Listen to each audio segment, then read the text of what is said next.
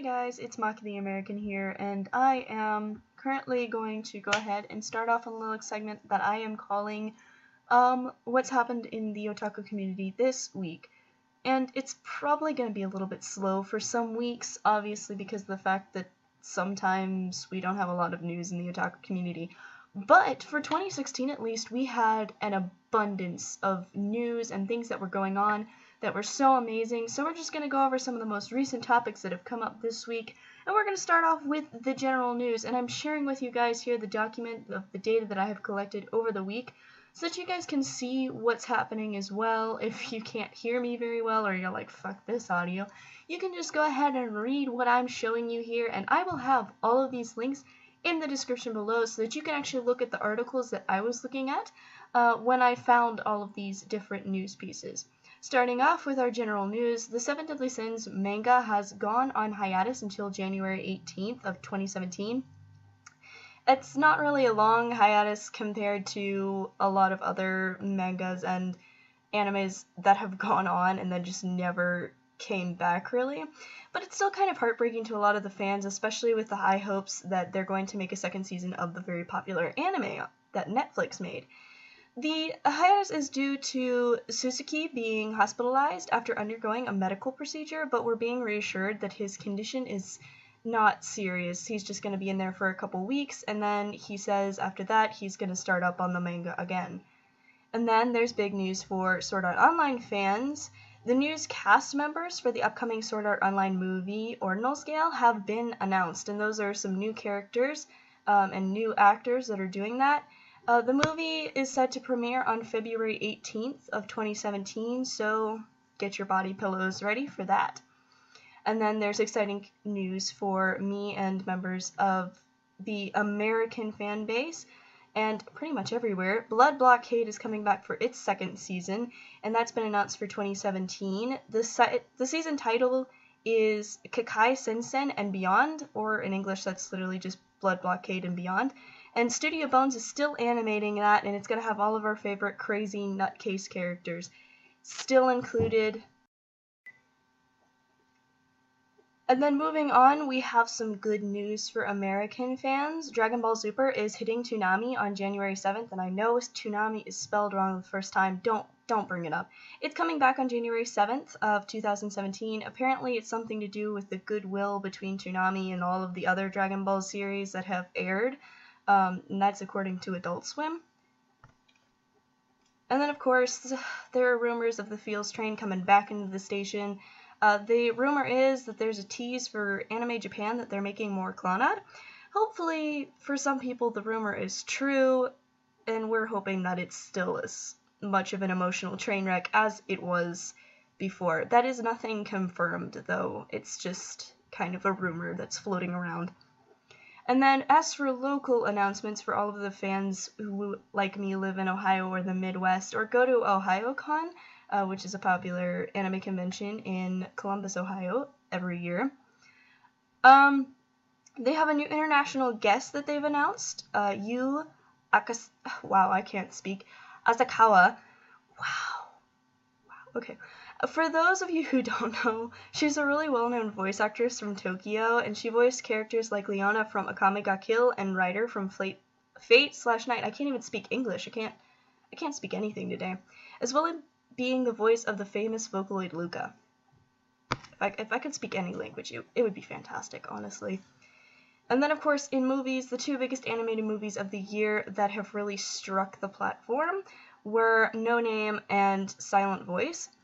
And for those movies, starting off with No Name, Funimation has recently confirmed that the popular movie is officially on the considered list for the Oscar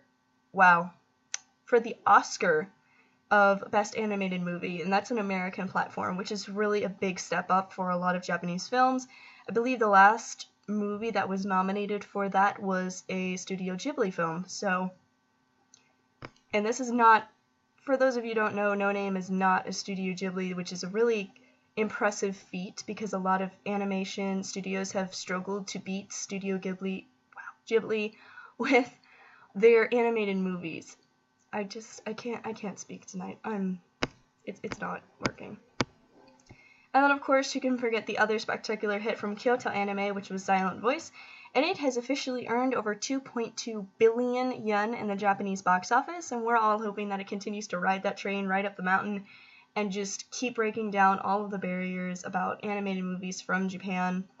There's kind of a stigma about animated movies from different countries outside the US earning high honors in the US, so we're really hoping this gets somewhere. And then, of course, in voice acting, interesting fact for the fans of Yuri on Ice, Nobunari Oda has been cast as the voice of himself in episode 11 of Yuri on Ice, and he will appear on December 14th to commentate the short program of the Grand Prix final alongside the character Hisashi Moroka, who is played by the real-life TV Asahi commentator Taihei Keito.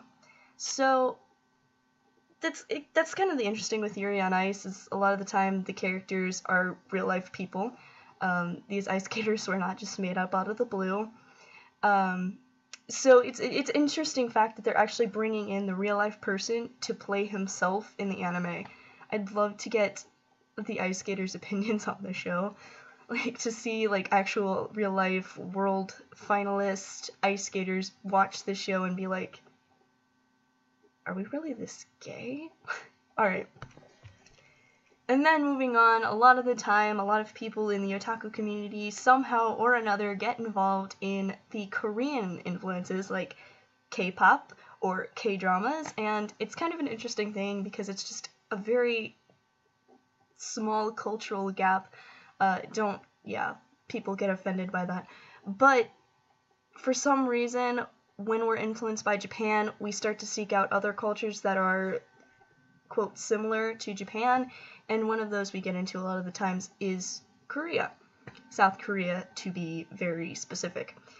So in news from Korea today, BTS, which is a very popular K-pop band, has made waves. Actually, it's an idol group. It's an idol group. They've made waves with their new album, Wings, which has been selected as one of the top 20 albums of the year by Fuse TV. Now, why would that be important? That probably happens a lot if they're a very popular idol group in Korea. It's important because Fuse TV is actually a US-based music and media channel, and they have been selected along with artists like Beyonce and Rihanna. So, that's very impressive. I mean, US-based artists dream of things like that, and here they are from this smaller country, and they're being recognized up there with those artists when the US has had such a stigma against outside artists coming in and taking over the ranks. And that's very interesting to see, and it's super cool, and I really love BTS, so it's like, yes, go. Oh, my laptop's dying. So wrapping it up, we're going to go ahead with a recipe of the week, which is Pocky Pie Crust. You can find that recipe on my blog, which will be linked in the description below, along with every other place you can find me. It needs tweaking, I admit, but if you tweak it a little bit, it's going to be fine. It's going to be great. And then, of course, the list of the week is by myanimelist.net. You can go on there, make an account, register all of the lists or animes that you have watched or manga that you have read. And they also make really cool lists of some of the best things in anime, and this week's list was top 12, I can't spell top, but top 12 anime princes, and that included people like Lelouch and Arslan, and of course everybody's favorite shoujo anime prince, Zen. And you can go ahead, and I will have all of these links in the description below for you guys to go ahead and take a look at all these. And until next time, make sure you like this video and subscribe to my channel, and you can get a lot more otaku news for the next week. And thank you so much for sticking around for this video, and I will see you guys next time.